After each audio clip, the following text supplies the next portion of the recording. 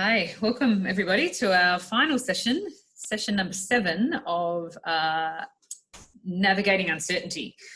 Before we begin, I'd like to acknowledge the traditional custodians of lands on which we are all meeting and pay respects to elders past, present and emerging. And these sessions were put together as a response, I guess, to the COVID-19 situation where we can learn a range of different skills and techniques to help us navigate a really uncertain time, but to do that in a way that we are creative, that we're supportive of each other, we remain connected, and we also remain really positive and hopeful. The other element, I guess, is that they're applied. So they're skills and techniques. They're things that you will need to actually action and give a bit of a crack. So it's not just about new knowledge. This is about being able to apply these skills. And I'll hand over now to Patrick, who will take us through our paces. Hi, and welcome to the newbies that we haven't had before. So welcome to the very last one. So if we use a language that you're not quite familiar with, please don't hesitate to ask, and we'll have a little recap at the end anyway. So hopefully that will be a crash course in catching up. It's going to be winter from tomorrow onwards. So, apparently, so I've gone all gold and glittery and celebratory of the last days of spring. So as you know, we've all done the brain gym, left brain, right brain connection stuff in the past, which has been like hands and physical movements. So this is a new one, which is called mirror drawing. So I'm going to get you to put the pen and paper in front of you, and the pen and pencil, or two pens in one hand, in a hand each. And I'm just going to get you to do a doodle, basically, but you're going to do a mirror image of the doodle as you do it. So, and you can do things like faces are always good. We all know how to draw a face. So you're going to move your left hand and your right hand at the same time. It can be an animal face or a person face. So you're doing one side with the right hand and one side with the left hand. And just see what happens. Oh my goodness. And this is a really good way of balancing the brain, and because we are trying to do the sort of the symmetry with the drawings, and we're doing it at the same time. So you're putting ears, you put the ears in at the same time.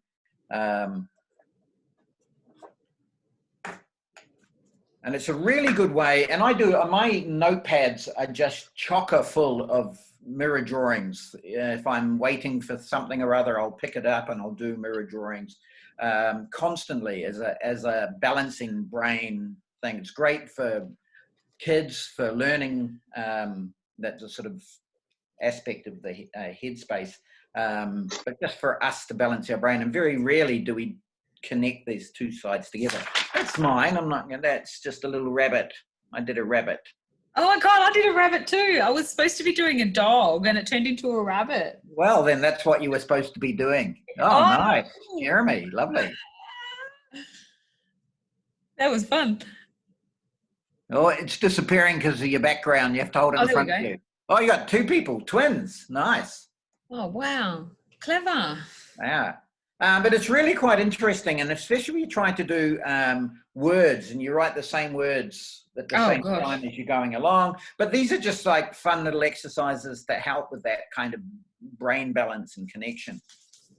So I always keep a couple of pencils side by side, and you can draw things like stars and houses, and you can go pretty much anywhere. Easter eggs, anything with pattern and intricate. So have a little play with that. So today I want to look at, because it's the last one, we've spent quite a little bit of time on what skills that we've got to help ourselves navigate and go through and into the unknown through this applied improvisation. But this time's a little bit more about focusing on our partner and focusing on the people that we're working with. And it also can work with clients. So they don't have to be equals, they can be higher and lower in status or whatever. But if we put this focus on them and the choices that they make, because a lot of the time when we when we get input coming in, we can shut it down quite quickly if it doesn't fit with our agenda. And this can be quite destructive to the people we're working with. So it's all about sort of accepting the choices. We did a bit of yielding last time with the word at a time story, about giving up the ideas that we have and really focusing on our partner. And this is just as equally as important. I'm just going to get rid of my self view because it's distracting. So this is a very simple exercise called You're Right, and we'll put it into pairs, and you're going to tell a story, but all you do is have to give a couple of choices to your partner. They will choose one and say you're right and move the story on from that. You'll see it a little bit more focused with Naomi and I. I'm a little bit inside my head. I can hear myself, so I'm a little bit distracted for some reason. Naomi, is this story about a snail or a bird? A bird. You're right, it is. Is this bird a large bird or a tiny little sparrow? A large bird. You're right. Is it an eagle or is it a prehistoric velociraptor type bird? Eagle. You're right. Now, does this eagle fly across a lake or does it fly across a canyon? Oh, canyon. Yeah, you're right. You're right.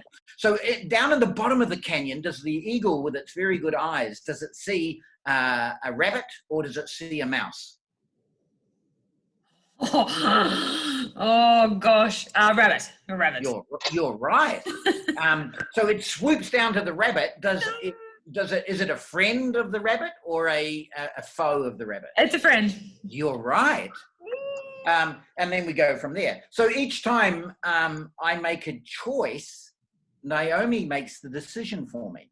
I give her the choices. She makes the decision for me. I accept her decision. This is her story just as much as it's mine because she's the one that's directing where it goes. Yeah? And we'll talk about that when we come back.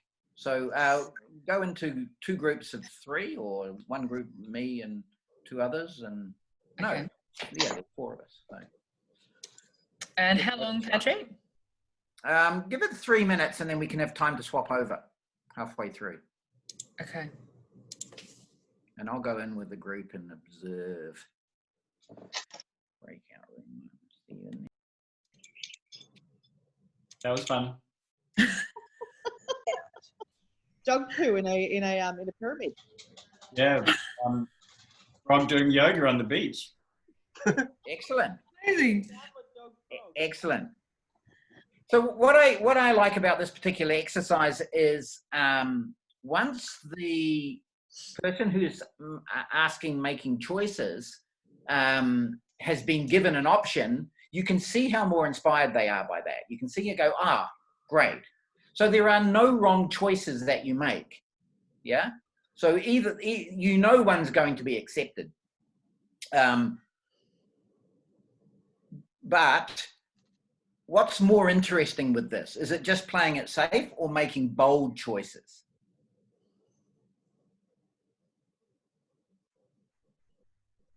What's more interesting? What was that, Jeremy? What was your question? Which is more interesting? Yeah. Oh, bold is much more fun. Yeah, so it's more fun. What happens as a result of making bold choices? We went to unexpected places. Yeah, and it becomes more enjoyable, more enjoyable, more adventurous, if you like.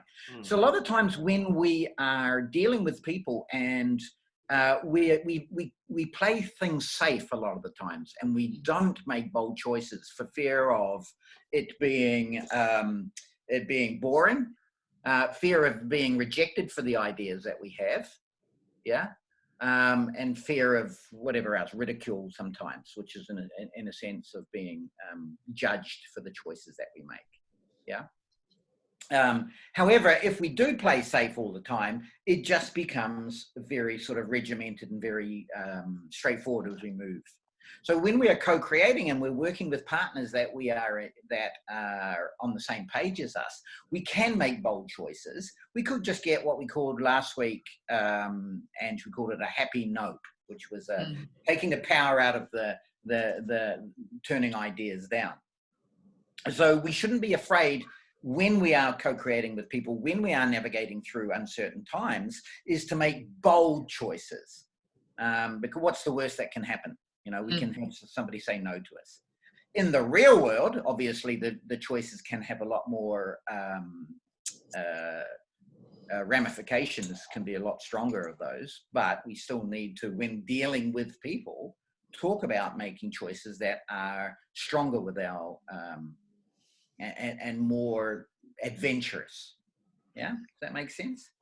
And I think this idea of generating a real sense of positive energy and commitment to it as well is really helpful to help people gain momentum to continue to move through uncertain times. Because if you're not being bold, you're being a bit uncertain, you're being a bit hesitant, you're not really sure. There's not much momentum that sits behind that.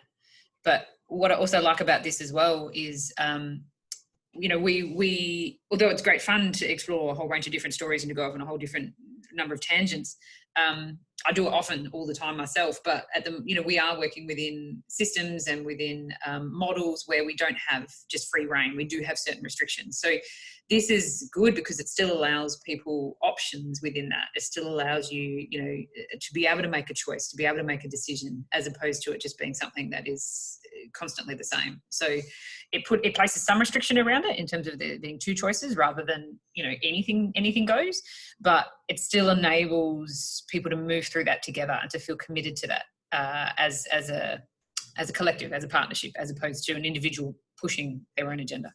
Yeah, and a lot of times we don't give positive affirmation to people who accept ideas that we put forward. And this is, in a very simplified nature, us doing that. It's saying, yeah, you're right. The choice you made is a good choice out of the ones that we did. It could have been either way. You knew it was going to get that either side. But the fact is that we don't always, with our partners, with the people that we are connecting and working with, we don't always acknowledge the fact that the choices that they make are beneficial and are good and helpful to the situation. So it's a good practice to put into place as well. Because how did you feel when that person said, oh yeah, you're right, the choice you made was good? It's a feel-good moment to some degree, yeah? And yet we don't do that. Say, maybe to your friends or your partner, you go, oh, where should we go tonight? And they go, oh, yeah, let's go to the local pub. And we go, oh yeah, all right. There's already a negative approach to things, but yeah, that's a great idea. How often do we acknowledge with the people that we are working with or the people that we are connecting with on our friendship sectors as well? We don't do that. And I think it's a very positive way of moving through together with people on simple choices and using that energy to push ourselves forward through. It's good. All right, so that's you're right. Put that into practice and see if that affects your life. If you've got kids or you've got nieces and little ones, that's a great bedtime. I used to do that with my stepson all the time, was you're right. And he'd go, oh, can we play the you're right game? Because he felt really good because he made the story, Yeah. All right, so the next one is what I call advance and extend. And it's a way of pushing through a narrative and looking at the two main elements of what pushes us forward. Pushing us forward in a narrative sense is advancing through a story, and extending is blowing up on certain elements to give color. This is a very big sort of cinematic approach to storytelling or to communication. I'll explain. Naomi gets two choices, and she can get me to either advance, which means I have to keep telling the story, moving the narrative forward, or extend, giving color and descriptives to whatever she asks me to describe on. You'll get a sense as we go through. So it was a classic. It was a dark and stormy night. and I stood outside the old church in front of the rusted gate. Yes. Can you extend a little on the rusted gate? The gate was wrought iron. The hinge on one side, on the right-hand side, had broken. So the right-hand side of the gate was on an angle. The wrought iron made out the shape of a big shield. On top of the shield was an eagle shape. Oh, thank you.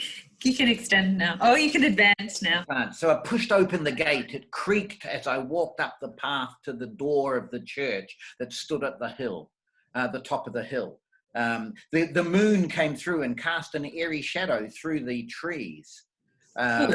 Yep. Could you extend a little on that eerie shadow? The mottled, the tree leaves made the shadow motley, and as the wind blew, the shadow moved itself. And so it almost shimmered in a dark, sort of mysterious way against the walls. Thank you. So I pushed open the wooden doors and walked through into the church. Yeah. So by asking to extend, you then put your entire focus on that one moment and just create as much as you can from that one element, like the gate or the motley shadows that get pushed through the trees, or the wooden door, or the stained glass window in the church. Yeah. So you've got narrative pushing the story forward, and then descriptive with extend. Advance and extend. Cool. How long do you want? Let's do 4 minutes, because we were just a little bit shy on time for that last one to swap over, and this is a little bit more complicated. Okay, done. Oh, that was good. Yeah, we got it. Was that 4 minutes? You guys are having so much fun. Yeah. That was great. Yeah. Tiny Teddy. But we've lost. Have we lost Patrick? He should be on his way back in. Okay. Here we go. There he is. Great stories. Great stories. I've just remembered it was the Church of the Good Shepherd, Ange. Ah. That's the name of it. Okay, very good. Great stories. Now, something really interesting that was happening while I was listening and watching Ange and Chris's story. When Ange in particular got to a point that she was wanted to know more about, she'd go, oh, tell me more about that.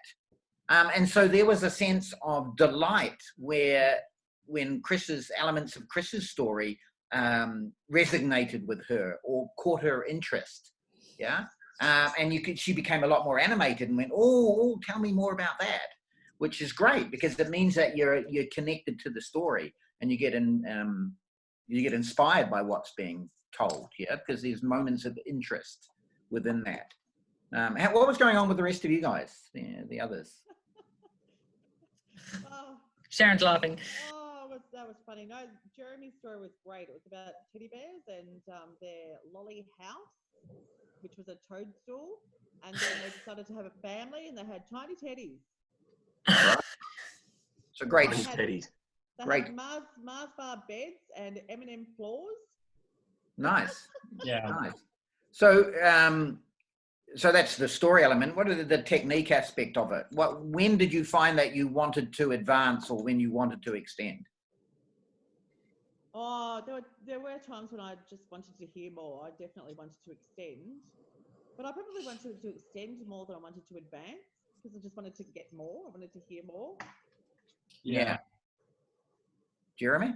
Yeah, I felt the same with Sharon's story. I wanted more detail. I wanted the richness of what was happening. She was talking about listening to some music, and I was like, oh, what did the music sound like? I want to know more. Yeah. So a lot of the time when we are for in the real world, when we are the real world, what is the real world? When we are working with other people, and when we are having to throw ideas and suggestions and things out there, it's very difficult for a lot of us just to sort of ramble through and just keep outpouring ideas and without any sense of what the structure is. So advance and extend is a great structure within a storytelling, but it also works with communication, how often have we said in our heads, perhaps, oh, just get on with it, to people who are blabbering on, and we just want them, oh, just get on with it. They're going into too much detail. Yeah. So you're asking them in that sense to extend, advance. Got myself backwards. You're asking them to advance, but then there are points we're going, oh, okay, I need to know more about this proposal that you're putting forward. Yeah. So the idea of understanding and appreciating where advance and extend comes into communication allows us to stop people going off onto paths, because if they go off onto that path, you kind of have sense you have to follow them, and you just end up sort of meandering through the unknown. Yeah. I like the idea of the structure, and it's a simple structure that does keep you on some form of track or some form of shared goal. But the other thing I really like about it as well, and I was just thinking about this from, the idea of being able to see, because I guess where we're at now is this juncture where there's a whole range of different possibilities, or could be a whole range of different possibilities, if we're able to see what is really familiar territory with these fresh eyes. And I think being able to, I guess, explore a journey, even if it's a consumer journey, a client journey, and we know generally what that trajectory looks like, but do we ever spend time going into the detail of what those different junctures are, and what does that actually look like, and what does that mean to people, and how, so I guess this structure stops us from making assumptions about things as well. We really are able to question and get more detail, and the visual detail is also really helpful. Not that it has to be. I mean, it could just be the explanation, but and you know where it fits. You know its context. You know where it sits in the journey. You know where it sits in the structure. So I think it's a really useful tool, personally. Yeah, and that combined with the sort of positive acceptance of ideas, and the power to have the happy no. These all combine to make a very valuable set of tools for communication and for exploration of ideas and thoughts and offers. It sounds like a really good balancing technique as well. Like, yes, you need to get more story out of somebody, but sometimes you can go too far with it without getting any background information. And on the other hand, you could get way too much background information without actually getting through the client's story, for example. So it looks like a really good balancing tool to make sure that you get enough detail so that the rest of the story starts making sense, and you keep going backwards and forwards between those 2 points. Yeah, that's a great observation, Chris. And when we are having discussions with people and discussing ideas, we try to stay as present as we can and be in that moment and listen to what there's going on. We've talked about active listening in the past. With this, it's the same elements involved. You're going, oh, they are going off in this tangent. I need to pull them back now. I need to get it back and hear more information about this. Okay, I've heard enough about information for me to comprehend that now. I need to move them on. So just that simple sort of balancing act of advancing and extending enables you to navigate your way through. And I like that it's not too prescriptive, that you're not asking a specific set of questions about a particular, you're just asking people to extend. So what they share with you actually speaks volumes around what they think is important as well. So it's nice not to have too much containment about that either. So you get information by virtue of what people are sharing, as well as actually what they're sharing. And if they intimate towards something, you can select that to ask them to extend on. Because it's more relevant to the situation that you're in at the time. Yeah, good one. Wow. So we're kind of running very close to the time now, and I just really wanted to sort of have a very quick overall sort of, it's very simple what we've covered, but in the 7 sessions that we've done, it's quite complicated in a way too. So, at the beginning, we've talked very much about offers being ideas that we put forward. The way that we treat an offer could be an emotional offer, a physical offer, or a verbal offer, anything. A lot of times with the storytelling, we're dealing with the verbal offers. They have emotional connection to them. How did you feel about the old rusty gate, or what did the mottled light make you feel like? That's an emotional offer. The physical offer is, physical manifestations. The way we treat these offers is by saying yes to them. The pitfalls that we have when we're given offers is to block them, which is to say no, to wimp at them, which is kind of give no energy to it, accept it, but not really say no to it, or take that offer and just run with it on your own tangent and hog that idea. Yeah. So these are the pitfalls for it. The things that we need to do is to say yes to that offer. But not only do we say yes, we go yes and. So we take that person's idea, we accept the idea that we have, and we add to it.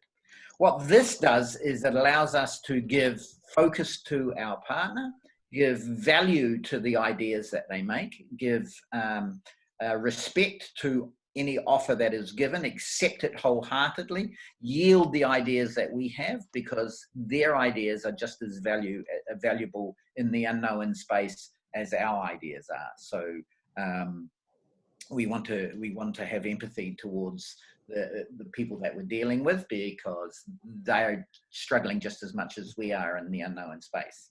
And this is a way of co-creating and working together to move through this space that we're in. By being present in the moment and actively listening to the ideas that we have, listening to comprehend rather than to listen to respond. And this is basically what we have covered in a very short, kind of succinct nutshell. Short and fun, though. It was great. And lots of different skills in there too, like lots of different techniques that I think, if people are actively applying them, are going to make a difference in how people are engaging with each other and communicating with each other at this time, particularly when, we don't have all the usual offers that you were speaking about, Patrick. Particularly, we don't necessarily have the verbal offers. We may not have so much of the emotional offers, or physical, I should say, not verbal. We've got verbal, we've got plenty of verbal, but well, you can have the physical if a person is talking to you with their arms folded, or they're listening to you with their arms folded. That's a very strong physical offer that they're giving you. Speaking volumes to how they speak, Yeah. So yeah, it's there. Sometimes we just don't recognize them. Cool. Has anyone got any other comments or questions that they want to put to Patrick while we still have him? Yeah, I just had a quick one, actually. I missed the first couple of sessions. Yeah. Were they recorded as well? If so, yeah, they were. Access? Yeah, for sure. I'm going to pop them all up on our VADA YouTube channel, and we'll build all 7 of the sessions really broadly available for people for probably another couple of weeks. So if you're going to watch them soon. Yeah. They won't be there forever. Yeah, and they'll pick up on like I was talking about, the offers, the verbal, the physical, the emotional, and the pitfalls, blocking, wimping, hogging, the yesing, the accepting, and the advancing, yes and on the ideas. And they're basically covered in the first 2. So very valuable viewing as far as putting what we've done since you've joined us, Chris, and it's been a pleasure having you all here. It'll put the work that we've done into another sense of context for you. Yeah. Oh, thank you. Jeremy. I have enjoyed this immensely, and I did watch the YouTube clips, the TED Talks you sent. I'm wondering, I enjoyed them, but they didn't. It was sort of like I wonder if you can send some resources or clips, maybe more YouTube, not necessarily TED. That's not sort of like is like how to, but also a bit of demonstration. Yeah, you can. There's a lot of those online. Just Google impro. Okay. Or improvisation sessions or improvisation lessons, and there's a lot of people demonstrating that sort of stuff. Is there anyone you'd recommend though, like in particular, or any group? Second City. What else is the Upright Citizens Brigade in New York? They're great. I was just over there recently and did some work with them, which was fun. Just now they've closed down, so okay. For now anyway. But yeah. Good, thank you. I'll have a look. You're welcome. You're welcome. Naomi, is it okay Yes. if I mention these at our forum on Tuesdays with Nexus and Yeah, of course. promote them, and maybe access, if you could send me the links to the web pages, I can forward that on to all of the services in our community. Yeah, absolutely. So I'll I'll be sending out today's link to you for sure. And I'll send you a link to also subscribe to the VADA YouTube channel and access them all on there. But I will be sending out all the links via VADA e-news as well. And if you have any questions that come up as a result of viewing them, please don't hesitate to, I'm pointing that way, hoping that it's the same on your screen. That Naomi's right. That way. Let Naomi know. Yeah. Let Naomi know. And she can forward them on to me and I can answer them for you. Yeah, sure. Yeah. Or you can just come to me direct, patrick@cleverfool.com. Cleverfool, CLEVERFOOL, cleverfool.com. That's my web page as well. All right. Well, thank you very much. Thanks, everybody. Thank you, Naomi. Thank you very much. It's much appreciated. Really great stuff. Yeah, cool. Glad you enjoyed it. Yeah. Amazing. Thanks, everyone. See ya. Bye. Bye. Bye for now.